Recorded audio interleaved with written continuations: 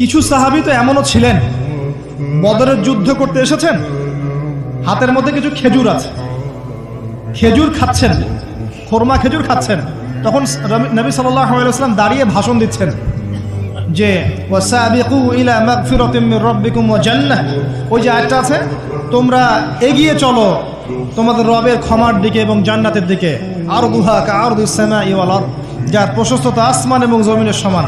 সাহাবী খেজুর খেতে খেতে খেজুরটা ফেলে দিলেন। আরেকজন সাহাবী জিজ্ঞাসা করলেন যে খেজুরটা ফেলে দিলেন কেন? তিনি বলছেন এই খেজুরগুলো খেতে অনেক সময় লেগে যাবে। নবী সাল্লাল্লাহু আলাইহি ওয়াসাল্লাম এমন কথা বলেছেন, এটা শোনার পরে আমি আর এক সেকেন্ড নষ্ট করতে যাচ্ছি না। খেজুর ফেলে দিয়ে যুদ্ধে ঝাঁপিয়ে পড়লেন, দেন শহীদ হয়ে জান্নাতে চলে গেলেন। তারাও তো মৃত্যুর স্বাদ গ্রহণ করেছেন, তাই না? আরেকজন ইহুদি ব্যক্তি উহুদের যুদ্ধের দিন সকালবেলা মুসলিম হয়েছে।